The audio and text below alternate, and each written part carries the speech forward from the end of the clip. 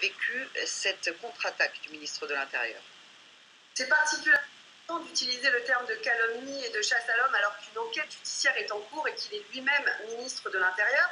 En termes de chasse à l'homme, on pense tout de suite à quelqu'un qui serait persécuté. Or, quelle est la réalité des faits? Gérald Darmanin est accusé de viol et d'abus de biens sociaux et il a toute la confiance du président Macron malgré cette enquête aujourd'hui.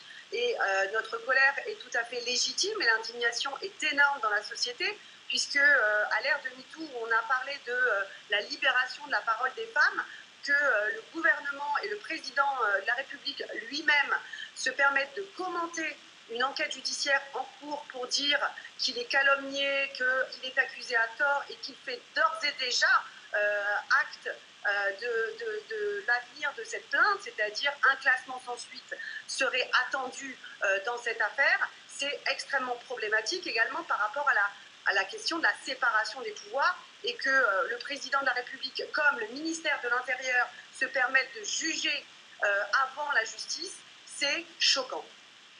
Céline Bicquet, le ministre de l'Intérieur a rappelé justement ce matin sur Europe 1 que 3 décisions de justice ont conclu à l'absence totale d'infraction. Il bénéficie de la présomption d'innocence. Pourquoi ne pas attendre que la justice fasse son travail? On ne peut pas condamner un homme qui n'a pas encore été jugé, dont l'affaire n'est pas terminée.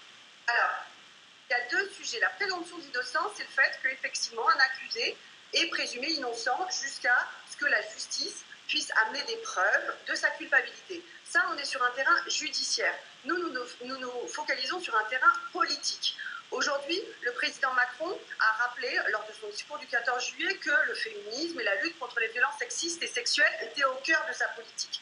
Or, il n'en est rien, puisqu'on voit que, par exemple, souvenons-nous du ministre Bayrou, qui a dû démissionner suite à des soupçons d'emploi fictif, sous prétexte, enfin, pour la bonne raison d'exemplarité des élus.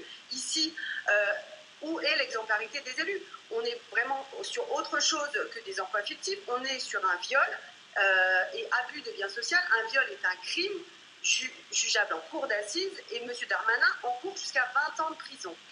Pensez-vous il n'a pas été, vous ne pouvez pas le juger, il n'a pas été jugé, il est présumé innocent. D'ailleurs, Emmanuel Macron le disait, je suis là d'où je me place, le garant de la présomption d'innocence. Bien sûr, mais je parle de l'exemplarité des élus et l'exemplarité des ministres qui a conduit M. Bayrou à se retirer de son poste sur une affaire d'emploi fictif et là, sur une affaire de viol en termes politiques, que le ministre de l'Intérieur, qui peut imaginer que le ministre de l'Intérieur puisse y avoir une enquête en toute sérénité et en toute indépendance quand celui-ci est ministre de l'Intérieur et commente son cas judiciaire dans les médias.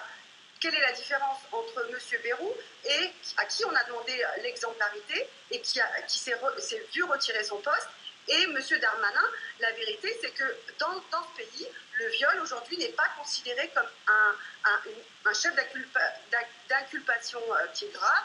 Et les mots de M. Macron lors de son discours sont particulièrement révélateurs de ce qui sous-tend cette affaire. C'est M. Macron, le président Macron a dit il y a une relation de confiance d'homme à homme. Donc voilà, tout est dit.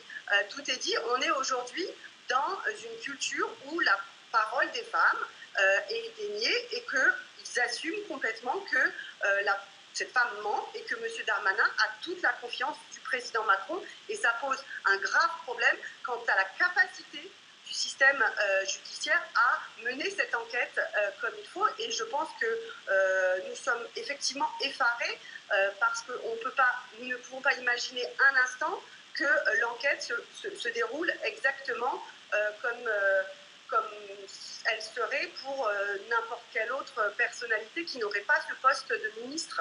Et nous avons là, bien entendu, je pense qu'on peut le dire vraiment, la confirmation que nous sommes encore dans une société où les femmes sont accusées d'être des menteuses et que le viol n'est pas un crime aussi grave que ça. Et en tout cas, la parole des victimes aujourd'hui est déniée et ça envoie un très très mauvais signal à toutes les femmes victimes de violences sexuelles qui n'osent pas porter plainte. Et je rappellerai simplement qu'1% des violeurs sont condamnés, 76% des plaintes pour viol sont classées sans suite, qu'il y a de graves dysfonctionnements en termes de prise en charge de la machine judiciaire et policière de ces plaintes, et qu'aujourd'hui on envoie un très très mauvais signal pour dire qu'un homme accusé effectivement de viol et pas encore jugé peut exercer le poste de ministre de l'Intérieur tout en étant sous le coup d'une enquête.